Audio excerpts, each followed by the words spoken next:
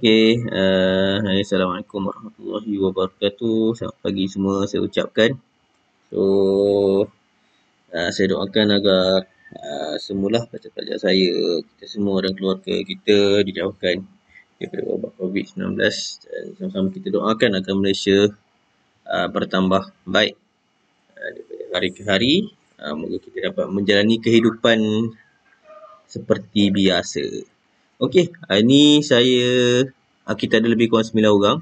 Kalau ikutkan sepatutnya selepas saya letak dalam WhatsApp ni, biasanya dia akan bertambah dia punya kehadiran. Okey, walau macam mana pun, jom kita buka muka surat 108. Okey, buka muka surat 108. So, hari ni kita akan belajar lebih berkenaan dengan mengenal pasti apakah sebenarnya yang wujud pada sistem vertigasi. Kalau minggu lepas saya dah terangkan berkenaan dengan apakah itu vertigasi. Okey, vertigasi ni adalah senang disebut, dia adalah sistem pengeluaran tanaman berdasarkan sistem pengairan pipis lah. Okey, itu adalah secara ringkas berkenaan dengan sistem vertigasi. Okey, kemudian saya dah tunjukkan pada minggu lepas tentang perbandingan sistem vertigasi dengan sistem konvensional. Yang ni, yang gambar yang saya tunjukkan di hadapan awak ni. Ini adalah contoh perbandingan di antara sistem vertigasi. Kalau kita guna sistem vertigasi, apa kelebihan dia? Kalau kita guna sistem konvensional, apa kelebihan dia? Dia adalah lebih baik. Cumanya bergantung kepada kita punya kemampuan. Okey, sebab kemampuan tu pun menyebabkan kita mampu memilih lah yang mana satu yang terbaik mengikut kita punya kemampuan keuangan. Okey, so itu berkenaan dengan apa yang saya terangkan pada minggu lepas. Okey, perbandingan sistem konvensional dan sistem vertigasi. Okey, untuk hari ini, kita akan belajar secara mungkin lebih detail. Okey, yang dimaksudkan dengan sistem vertigasi, dia ada apakah komponen kita boleh lihat, kita tahu tak, okey, yang ni adalah vertigasi. Tapi sebelum tu saya nak check tolong respon, suara saya jelas tak, video saya jelas tak, paparan tu jelas tak, tolong cakap ataupun catik.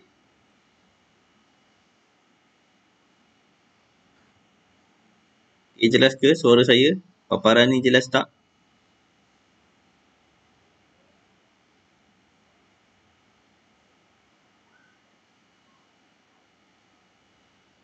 Macam mana? Kalau saya convert sebelah ni, dia tak pasti. Macam mana ni? Okey, tapi tak apa. Kalau lah ada masalah ke apa, tolong shout out Maksudnya awak tolong cakap. Tekan butang mic tu, tolong cakap. Okey, so jom kita mulakan. Apa itu komponen sistem vertigasi? Komponen utama sistem vertigasi terdiri daripada 3 komponen. Okey, terdiri daripada 3 komponen asas. Okey, iaitu kita ada sumber. Okey, sumber, kita ada medium dan juga kita ada alur keluar. Okey, dan sebenarnya terdapat juga komponen-komponen yang lain yang digunakan dalam sistem vertigasi komersial. Cumanya kita ambil 3 perkara ni: sumber, medium dan juga alur keluar. Okey, baik. Sumber ni sumber. Okey, sumber ni merupakan tempat di mana kita akan menyimpan bekalan nutrien. Okey, tahu tak bekalan nutrien ni apa? Sebut nutrien ni mungkin macam apa benda nutrien? Senang kita sebut nutrien ni adalah baja. Nutrien ni adalah baja. So, sumber ni adalah tempat kita simpan baja itu. Tempat kita simpan bekalan nutrien. Kemudian, medium pula adalah laluan penyampaian nutrien. Maksudnya, daripada baja tu, daripada baja tu kita nak hantar ke mana? So, ini yang kita sebut sebagai medium.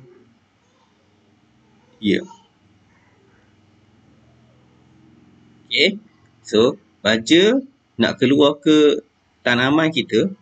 Okay, of course lah, baja kita nak hantar ke tanaman. So, dia akan ada medium. So, medium ni apa? Medium ni lah yang kita akan jumpa pipe tu. Tapi dia ada lagi beberapa perkara lah selain daripada kita sebut pipe ni.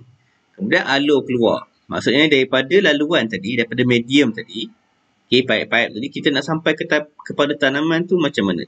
Kita nak keluarkan masuk ke dalam tanaman. So, alur keluar ni adalah tempat keluarnya nutrien masuk dalam tanaman. So, ceritanya, mudah saja. Daripada baja nak hantar kepada tanaman sahaja. So, 3 laluan ni perlu dilalui, iaitu sumber, hantar melalui medium, sampai ke alur keluar masuk ke dalam tanaman. Itu saja komponen utama dia.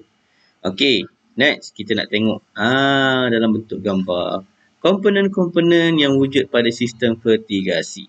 Okey, jom tengok. Saya harap nampak ni ya. Kalau tak nampak pun boleh tengok sama-sama buku test. Okey. Ini adalah tangki. Okey, yang ni. Ini adalah tangki nutrien ataupun orang kampung biasa sebut tangki baja lah. Baja bertangki ke? Adakah baja bertangki? Menurut sistem fertigasi, kita dah pakai tangki untuk baja. Bukan baja kita tabur-tabur je ke cikgu? Ya, ada juga baja yang perlu kita tabur-tabur. Tetapi untuk sistem fertigasi, telah dibuat kajian bahawa antara baja yang paling berkesan dalam sistem fertigasi adalah baja jenis AB.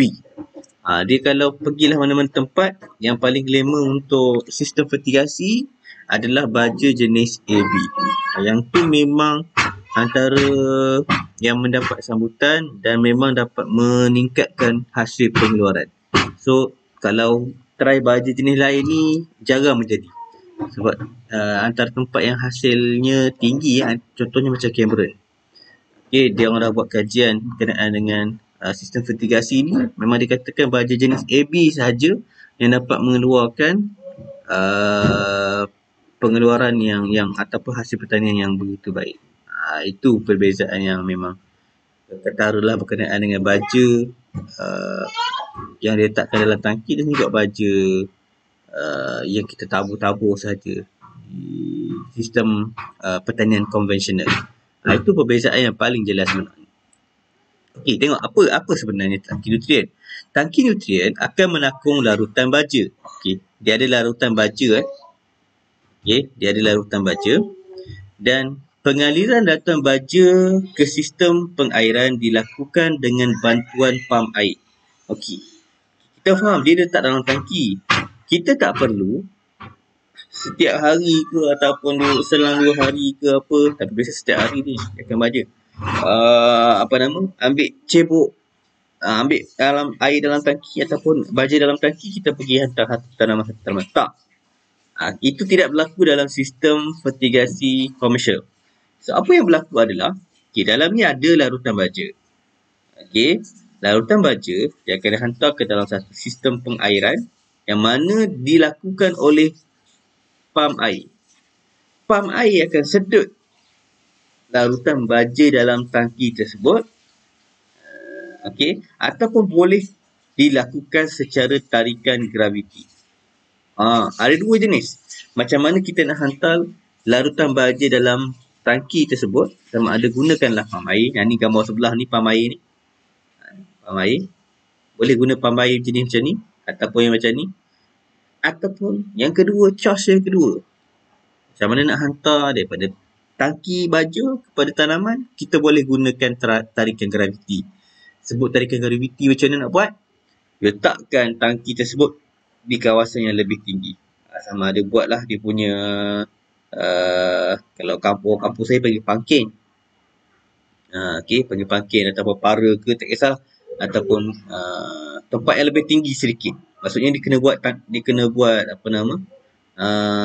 punya macam tempat menumpang lah. So sini tak, dia punya tangki baja lebih kurang macam ni. So adalah laluan pipe ke bawah ni. Ini adalah yang dipanggil sebagai tarikan graviti bermaksud membolehkan larutan baja tersebut sampai ke tanaman. Tapi kalau tanya saya yang mana baik, gunakanlah pam. Pump ni kita boleh kawal. Okay, kita boleh kawal dengan sangat-sangat mudah lah, dan tak perlu kita nak bazir apa nama pos lagi untuk kita naikkan para setinggi macam ni. Okay, tiang-tiang macam ni tak perlu nak naikkan. Okay, jom kita tengok komponen yang kedua iaitu pump air. Okay, kita pergi yang kedua iaitu pump air sekarang. So, pump air ni untuk apa? Pump air akan berfungsi untuk mengepam larutan baja dan air. Okay, kita boleh sediakan dua tangki. Ada tangki nutrien satu ataupun tangki air. Boleh sediakan dua, ataupun ada setengah orang tu dia nak dua, dia satu je. Itu tak ada masalah. Tapi fungsi pump ni adalah untuk pump larutan baja dan air dari tangki nutrien kepada sistem pengairan. Dia akan pump naik ke pipe tu. Katakanlah ni pump awak. Ini pump awak. Masuk. Dia tarik daripada tangki. Okay, dia tarik daripada tangki. Kemudian air daripada larutan baja tadi, dia akan masuk ke dalam kita punya pipe. Okay, kita punya pipe. So, kenapa perlukan pump? Sebab kita perlukan tekanan yang kuat untuk sampai kepada tanaman tersebut. Itu saja. Kalau pakai tarikan graviti, kalaulah tanaman tu tak banyak ataupun terlampau banyak, katakan 100 pokok, saya tak rasa tekanan graviti dapat sampaikan larutan baja dan juga air kepada 100 tanaman tu. Saya tak rasa macam tu, sebab untuk sampai kepada beratus-ratus tanaman tu perlukan tekanan yang kuat. Jadi kita sangat-sangat perlukan pump air. Okey, sebab itu dia kata kat sini, dia kata pemilihan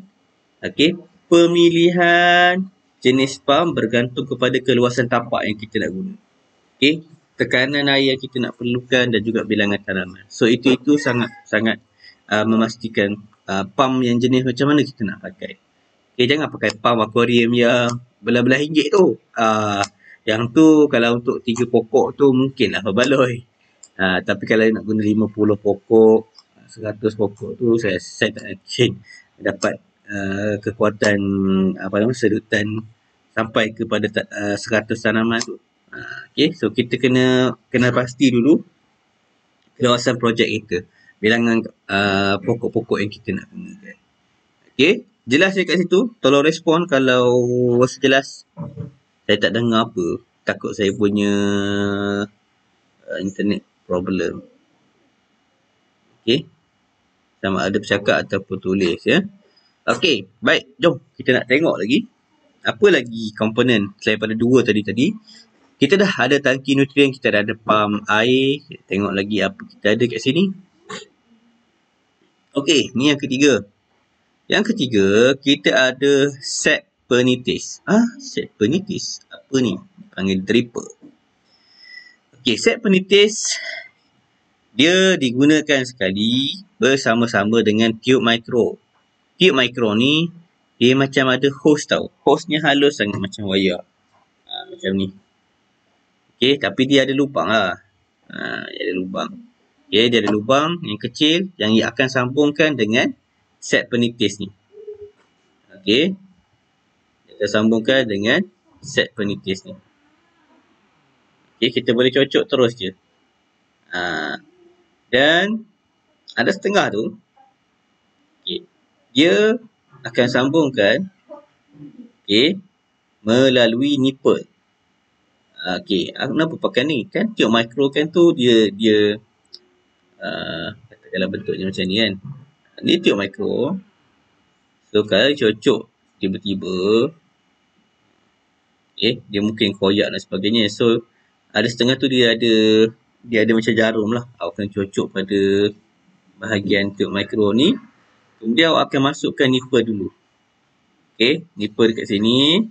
Masuk ke sini. Ingat, ni tujuan adalah untuk mengelakkan air tu bocor di kawasan tube mikro. Okay, cocok dekat sini. Kemudian masukkan penitis pada hujung ni. Ni gambar penitis tu kan. Saya buang. Ni penitis. Okay, cocok je. So kita akan ada Bentuk macam ni. Yang ni akan cocok terus dalam kita punya polybag tanaman. Macam ni lah.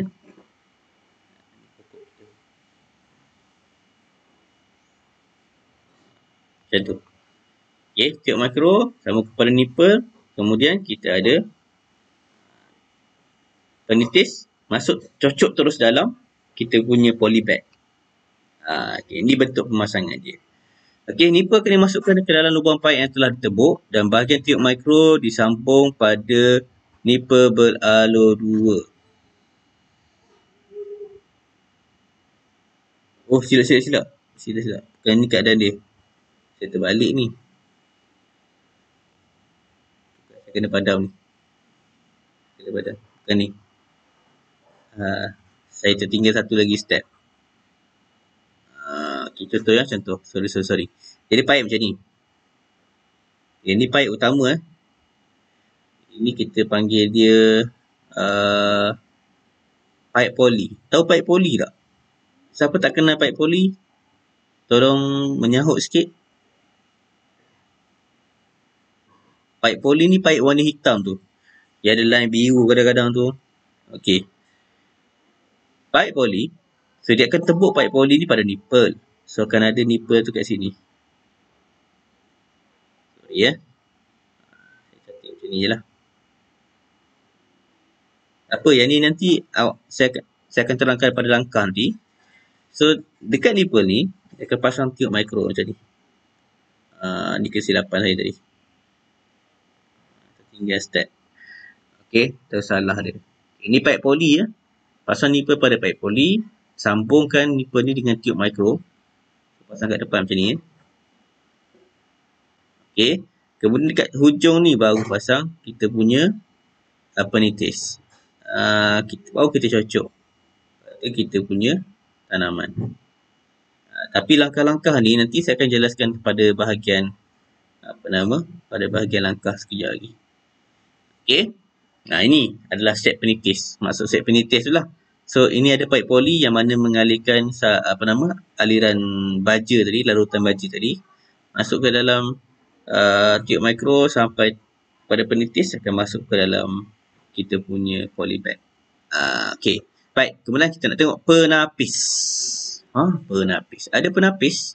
Ya, ada penapis.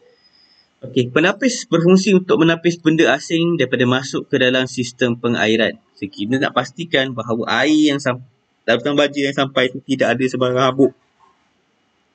Okey, tak ada sebarang habuk.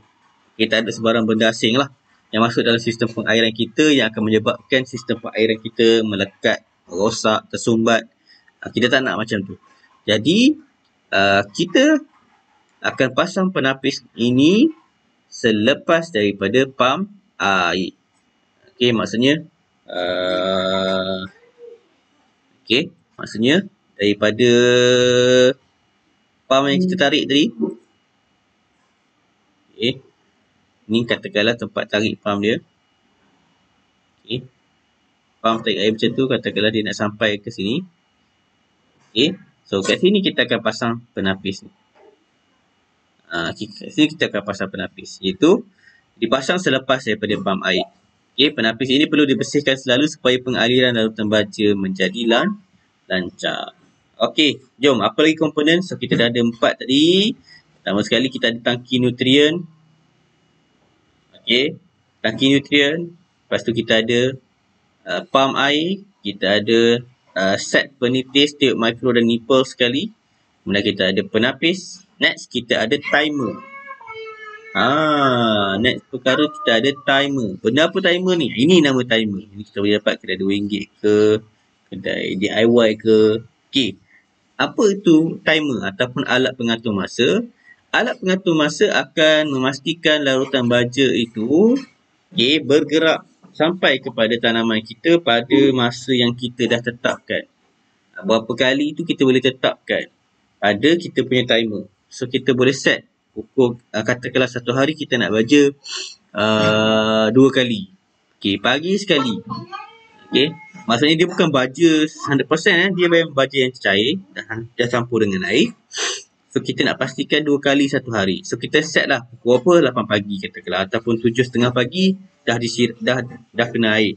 So, 7.30 pagi, kemudian petang jam berapa? Katakanlah 5.30 petang. Okay, kita set 7.30 dengan 5.30. So, pada 2 waktu ni saja, aliran baja akan sampai kepada kita punya tanaman. Itu secara ringkasnya apakah itu yang disebut sebagai timer. So, timer ni tujuan dia adalah untuk kawal elektrik. Okay, so dia akan on pump sajalah. Okay, so kita pasang timer tu. Okay, pasang timer pada kita punya plug. Kemudian pada plug tu kita akan pasang kita punya pump sampai kepada pump air. Kemudian kita set lah pada kita punya timer. Nak pukul apa? 7.30 ke 5.30 ke, kita boleh set pada timer tersebut. Okay, faham? Okay, next kita ada pipe ladang. Pipe ladang. Yang ni saya sebut pipe poli tadi tu. Okay, tengok ni. Apa tu pipe ladang? Okay, pipe ladang ni adalah terdiri daripada pipe utama, pipe sekunder dan pipe tertier. Uish, ada 3. Dalam pipe ladang, kita ada primer ataupun pipe utama, sekunder dan juga tertier. Okay, pipe utama. Pipe utama dan pipe sekunder biasanya bersaiz dalam lingkungan 32 hingga 40 mm. Dia punya diameter saiz dia. Okay. Ada pipe utama kat sini dengan pipe sekunder, ukuran dia biasanya adalah 32 dan 40. Besar sedikit. Okay. Dan pipe tertier biasanya menggunakan saiz dalam lingkungan 16 hingga 20 mm dia punya diameter. Ni tertier. Tak apalah, tak kenal sekarang, tak apa. Jadi kita akan tengok pada langkah. Dan pipe PVC digunakan. Okey, pipe PVC. Kita akan gunakan pipe PVC untuk jenis pipe utama dan juga pipe sekunder. Okey, tak apa. Sekarang mungkin tak nampak apa pipe utama, pipe sekunder. Nanti kita akan nampak dia pada langkah. Okey. Manakala pipe poli sangat-sangat sesuai kita gunakan untuk pipe tertier. Maksudnya daripada pump terus kepada kita punya tanaman nanti. Kita akan gunakan pipe poli. So, waktu pemasangan, bahan-bahan penyambungan pipe ni kita kena kenal lah. Kita kena biasa gunakan untuk sistem fertigasi ni. Ibarat macam kita sebut, sistem fertigasi ni sebahagian juga daripada sistem perpaipan. Okay, so kita kena pandai lah menggunakan penyambung-penyambung pipe. Okay. So, apa penyambung-penyambung pipe yang kita boleh gunakan pada sistem fertigasi? Okey, kita boleh gunakan soket sama. Okey, yang ni semua ni, yang ni, ini ketiga-tiganya adalah untuk jenis pipe poli. Okey, ni gambar-gambar ni. Ini semua yang ada sleeve ni kita panggil sleeve ni, yang boleh pulas-pulas ni. Ni kita panggil dia sleeve. Okay. Semua ni adalah untuk pipe poli jenis dia. Sebab untuk pipe PVC bentuk dia kosong lah biasanya. Kalau macam ni untuk pipe PVC. Kita ada injap penahan lah. Ni orang sebut dia stop cock. Okay, stop cock. Okay, pipe macam biasalah untuk buka dan tutup aliran air. Okay. Baik. Bahan penyambungan untuk pipe sekunder bersaiz lebih besar berbanding dengan bahan penyambungan di pipe tertier. So, tertier ni sangat-sangat simple sebab maksudnya kita akan gunakan pipe tertier ni pipe poli . Biasanya sambungan dia memang sangat-sangat simple lah. Okey. Ada setengah tu kita tak pakai pipe poli yang besar sangat. Kita akan gunakan tiup mikro macam tu saja. Tiup mikro pun dah cukup untuk alirkan aliran air. So, kalau kita nak gunakan tiup mikro, so ini jenis penyambungan tertier yang kita nak pakai. Ni sarung-sarung je, macam hose kat rumah kan. Itu saja. Okay, ni penyambung pipe lah. So, ini kena ingat lah. Dalam PSA dia akan tanya macam ni lah. Ni gambar apa, ni gambar apa, apakah nama gambar ini. Okay. So, itu 6 perkara. Ada lagi tak? Okey, dah. Itu saja 6 perkara komponen yang mesti ada pada sebuah sistem fertigasi. So 6 Pertama tadi kita ada tangki nutrien. Yang kedua kita ada pump air. Yang ketiga kita ada set penitis. Okay, termasuklah tiup mikro, termasuklah nipple. Yang keempat kita ada pump air. Okay. Yang kelima kita ada ingat lagi, bukan penyambung paip tadi. Kita ada alat pengatur masa. Okey, yang keenam kita ada penyambung paip. Okey. So, yang menariknya, sistem fertigasi ni kita akan gunakan elektrik. Macam saya cakap tadi, elektrik untuk apa? Tujuannya adalah untuk mengaktifkan kita punya pump. Untuk bekalkan elektrik kepada pump air. So, bekalan elektrik sangat-sangatlah penting untuk sistem fertigasi ni sebab kita tak gunakan tenaga manusia untuk alihkan baja kepada tanaman. So, kita gunakan pump. So, bekalan elektrik penting. Dan sumber air pula. Okay, sumber air. Air yang kita gunakan ni adalah sumber air yang bersih. Yang memang diperlukan dalam kuantiti yang banyak. Dan pH dia, kita kena jaga. pH larutan air dengan baja tadi kita kena jaga. Yang tu lecehnya sistem fertigasi ni. So, dia katakan pH dia mestilah lingkungan 5.5 sehingga 6.5. Dan kualiti air ini boleh ditentukan menggunakan pH meter. Setiap orang yang buat sistem fertigasi ni dekat asal ladang dia, okay, mesti ada salah satu benda ni. pH meter dan juga EC meter. Dua-dua ni kita boleh gunakan untuk tentukan kualiti air yang kita gunakan tadi. Okay. So, sumber air yang kita boleh gunakan, nak guna sungai ke, kolam ke, tasik ke, ataupun buat takungan air ke. Tu semua sumber-sumber air yang boleh digunakan. Kalau tak nak guna yang saya sebutkan tadi, paip air biasa. Paip air yang ada meter daripada kita punya perbekalan air, syarikat perbekalan air paip. Itu antara sumber air yang kita nak gunakan. Okey, jom keperluan asas dia. Ini adalah keperluan asas dia. Keperluan asas bagi sistem fertigasi adalah seperti berikut. Kejap saya nak jenguk sikit anak-anak murid saya ni. 13 orang. Tak apalah, 13 orang pun 13 orang. Okey. Saya harap awak dengar. Saya tak pasti sebab tadi saya perlukan respon dengar ke tak. Saya tak dengar bunyi. Okey. So, keperluan asas. Yang pertamanya adalah tangki larutan baja. Okey. Dia ada 2 tangki larutan baja diperlukan untuk menyediakan baja fertigasi. Yang ni tadi saya sebutkan baja A, B tadi. Kita ada larutan baja yang pertama, kita sebut dia dengan nama A. Yang kedua, tangki B. Ini yang paling penting. Keperluan asas dia. Okey. Dan baja ni yang kedua ni adalah berkenaan larutan stok baja. Okey, ni tangki. Ada 2 tangki Yang keduanya larutan stok baja iaitu baja fertigasi. Dia ada 2 set. Set A dengan set B. Dan kedua ini perlu dilarutkan terlebih dahulu mengikut sukatan yang betul sebelum digunakan. Dan ini memang dah didapati dalam bentuk larutan. Ada setengah tu dijual dalam bentuk serbuk je. So, kita kena larutkan sendiri. Okey, kita kena hancurkan dia sendiri. Ada setengah tu dah siap dalam bentuk cecair dan kita boleh gunakan ke dalam tangki terus. Okey, jom kita tengok macam mana dia orang sediakan larutan baja tersebut. Okey. Contoh ini kena faham. Dia macam ni.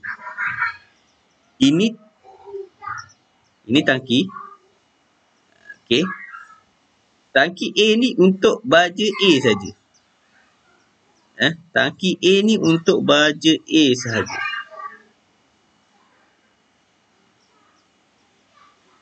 Okey, tangki A untuk baja A sahaja. Dia tak boleh naik. Manakala tangki B untuk baja B. So, ini kita panggil larutan stok baja. Yang ni kita kena buat. Okey. So, daripada larutan stok baja tadilah, okey, kita akan larutkan tangki A dengan 100 .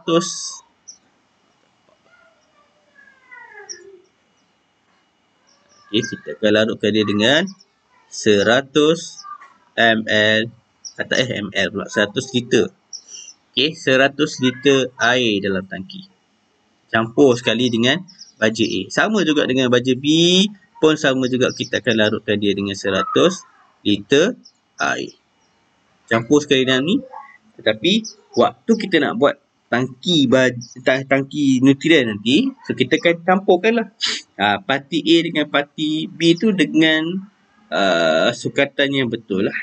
So sukatan ni lah yang menentukan kita buat baja tu bagus ke tak bagus. So walau macam mana pun dia akan ada panduan khusus lah. Ada setengah tu pakai nisbah satu-satu. Maksudnya sama banyak A dengan B. Ada tu mungkin dia 1.5 sekian, satu lagi 1.5 juga. Kita tak pasti tadi kita tak cuba lah. Ada setengah tu pakai yang nisbah sama lah, satu-satu juga. Okay. Baik. Kemudian jom tengok lagi. Yang ketiga, tadi tangki. Yang keduanya, larutan stok baja tadi tu. Kena ada. Yang ketiga, kita kena ada media tanaman. Okay, media tanaman. Bermaksudnya apa? Dalam sistem fertigasi, macam saya sebut sebelum ni, kita tak pakai tanah. Bila kita tak pakai tanah, apa yang kita pakai? Kita akan pakai kokopit. Ni, kokopit gambar ni. Okay, kita akan pakai kokopit. Kokopit ni, senang sebut dia sabut lah. Tapi sabut yang dah dihancurkan. Okay, yang dah dikisar apa semua ni. Okay, dia mampatkan. Okay, ni kokopit. Kita boleh juga gunakan sekam padi. Ini sekam padi ya. Habuk padi lah. Yang pada beras tu. Okay, nak pakai habuk kayu pun boleh juga. Okay. Ni, peat moss. Peat moss macam lumut lah. Okay, lumut yang kering. Okay, peat moss ni adalah lumut kering ya. Okay. Baik, sekam padi dihasilkan daripada biji padi yang sudah pun dikisar, dan terdapat dua jenis sekam padi atau sekam padi bakar dan sekam padi mentah. Ada yang dah dibakar, ada yang tak dibakar. So, sekam padi tu dua jenis tu boleh pakai. Kokopit pula adalah bahan daripada sabut kelapa. Bahan ini mudah reput dan boleh mengekalkan kelembapan yang baik untuk pengudaraan. Okey, kalau tak nak beli kat kedai, senang beli kat kedai je lah. Yang dia dah letak tu kan, kokopit tu dalam satu beg tu. Pakai itu pun, itu paling senang. Okay, kalau nak buat sendiri pun boleh juga. Tapi kita kena kisar betul-betul lah sabut kelapa itu. Dan juga mampatkan. Pastikan dia betul-betul kering lah. Sebab apa betul-betul kering? Kena pastikan dia dapat menyerap air. Sebab kalau kita tak pastikan sabut tu kering, dia biasanya air tak masuk dalam kita punya sabut kelapa. Saya boleh buat. Sebab saya dah cuba itu dengan abang-abang kamu sebelum ni. Kita ambil kelapa fresh tu, kita ambil sabun dia, cuba buat. Tak dapat. Sebab dia tak serap air. Kenapa tak serap air? Sebab tak betul-betul kering. Kalau kena keringkan betul-betul, lama lah untuk keringkan tu. Sebab dah pastikan dia boleh serap air. Okey. Kemudian, biji benih. Okey, biji benih yang kita nak gunakan pun mestilah yang berkualiti tinggi lah. Ada setengah tu kita dah boleh dapat lah. Dalam Shopee tu dia jual satu set. Okey, satu set. Semua.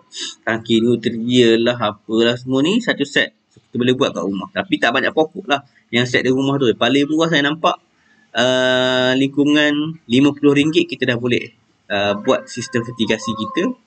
Dia dah ada jual satu set RM50. Rasa dalam 10 ke 5 pokok macam tu. Jangan tangki apa semua lagi dengan baja pun dia letak. Memang sangat-sangat murah. Untuk 50 pokok saya pernah nampak bawah daripada RM500 untuk 50 pokok. Okey, siap dengan pam apa semua. Okey, dia dah jual lengkap. Okey, biji benih pastikan yang berkualiti, yang bebas daripada penyakit. Boleh tak pakai pokok ataupun benih daripada tanaman yang dah ada dekat luar? Boleh.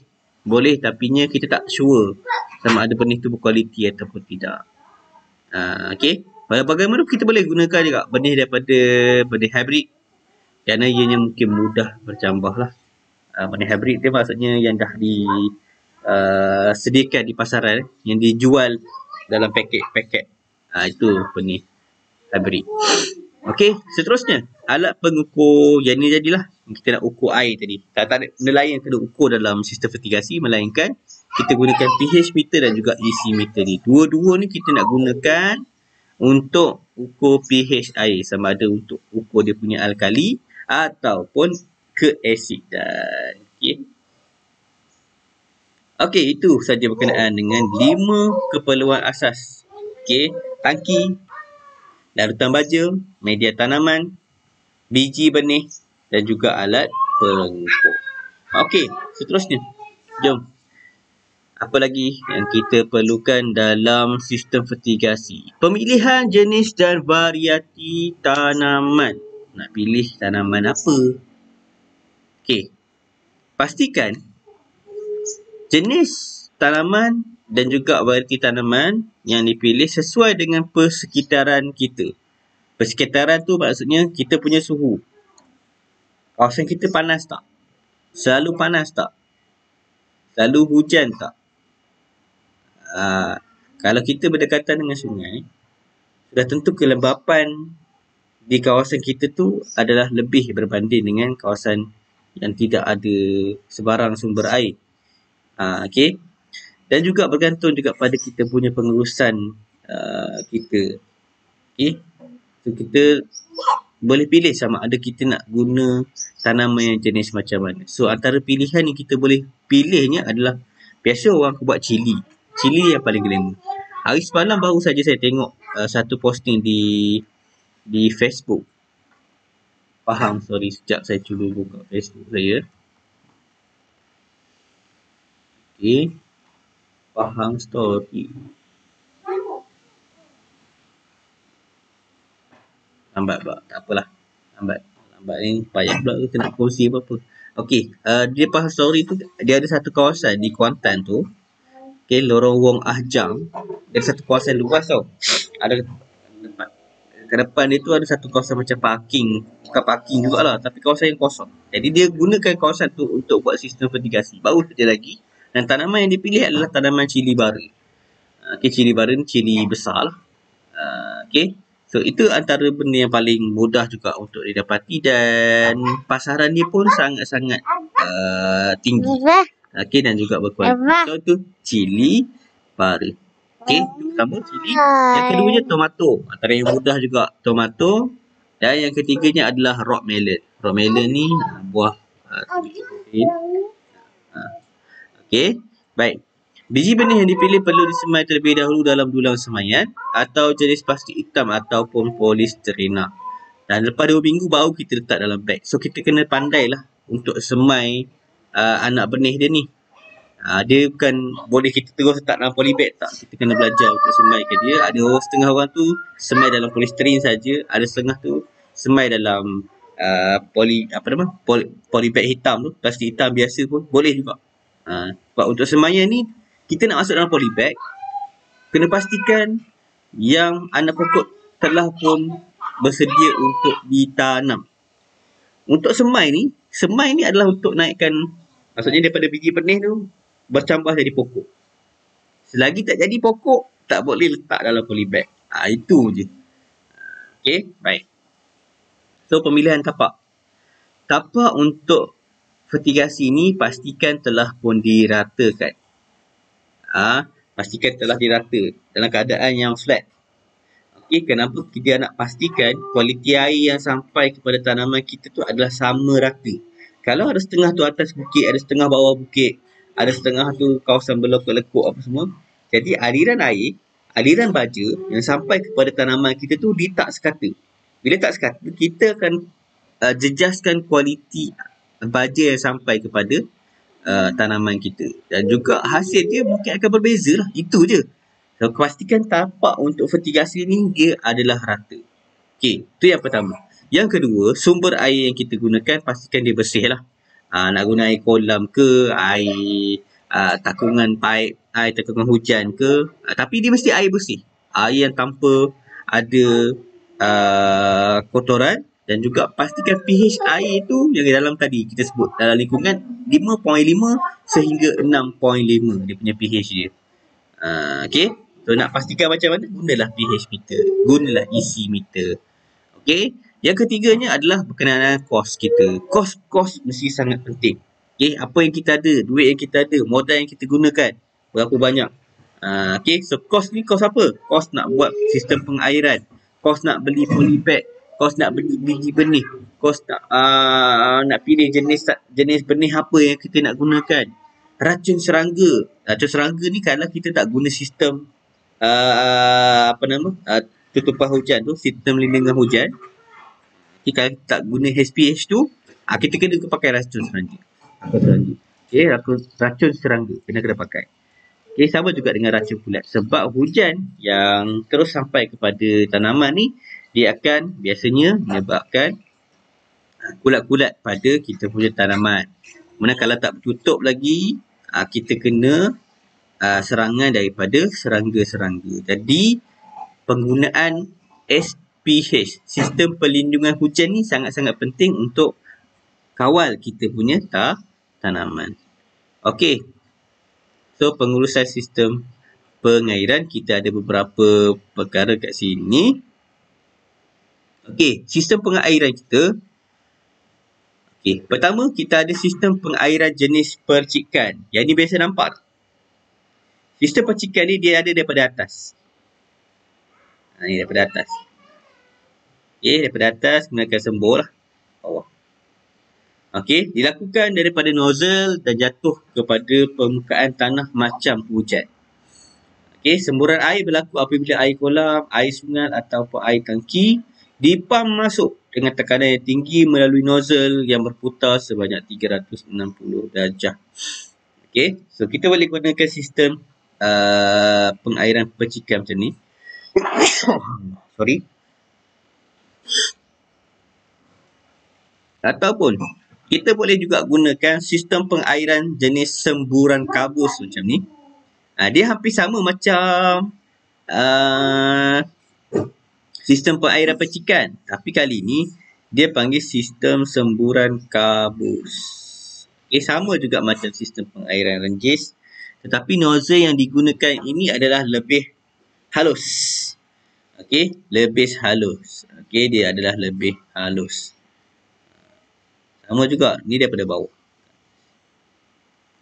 Okey, bawah ke atas. Tapi nozzle yang digunakan sangat halus. So, air yang sampai ni pun adalah jenis kabus lah.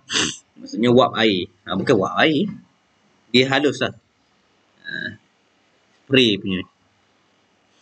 Okey, dan yang terakhir sekali adalah sistem pengairan titis. Yang ni kita nak tekankan macam ni. Ni contoh sistem vertikasi. Okey, sistem pengairan titis adalah kaedah pengairan air terus dibekalkan secara terus kepada zon akar. Maksudnya daripada pipe kita, bajakan sampai terus kepada akar. Sebab kita cocok terus kepada tanaman tersebut. Pada kita punya media tanaman. Okey, dan kekerapan yang ditetapkan, tekanan yang rendah kita akan sampaikan memang directly daripada tube mikro sampai kepada penitis, cocok terus dalam polybag. Dan sistem ini dikatakan yang paling berkesan, okey, kerana penggunaan air yang berlebihan akan dapat dielakkan. Maksudnya kita takkan ada kes-kes siram tempat lain ke, tak ada. Macam kes kat sini, yang ni confirm tak kena. Kemungkinan besar ada bahagian yang kena air. Kemungkinan besar ada bahagian yang tak kena air. Sebab dia mungkin kena daun ke apa semua kan. Tapi kita kena pastikan yang perlukan air pada tanaman ni sebenarnya adalah akar. Okay, yang perlukan airnya adalah akar. Jadi sistem yang paling bagus kat sini adalah sistem pengairan titis. Kerana terus sampai kepada media pengakaran, zon pengakaran tu. Okay, so kes macam ni kita takkan dapat nampak air pergi tempat lain. So air hanya ada dalam polybag sahaja. Okay, sebaliknya media tanaman seperti kokopit atau sekam padi digunakan untuk menggantikan kita punya tanah. Okay, baik, saya rasa cukup dulu sekadar itu. Untuk langkah-langkah ni kita akan pergi pada minggu hadapan. Saya memang tak sempat untuk hari ini. Okay, tapi kita dah belajar banyak hari ni. Pertama sekali adalah berkenaan dengan komponen asas. Okay, dia ada 6 komponen asas. Saya ulang balik semula.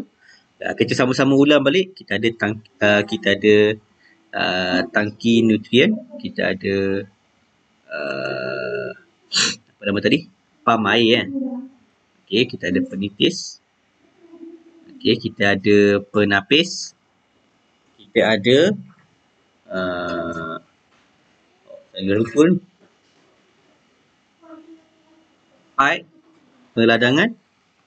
Satu lagi saya tak ingat. Kena tengok gambar. Pipe, peladangan. Timer. Itu 6 perkara yang kena ada. Itu komponen utama. Kemudian kita ada juga keperluan asas. Okey, keperluan asas tangki larutan baja. Okey, kita ada larutan stok baja. Okey, kita ada media tanaman, kita ada biji benih, kita ada alat pengukur, ada 5. Okey, komponen asas ada 6, keperluan asas ada 5. Okey, itu saja untuk hari ini. So, sebagai tugasan untuk awak, okay. Kita dah buat tugasan pada minggu lepas, muka surat 50 kalau saya tak salah. Sekejap saya semak sekejap. Alhamdulillah.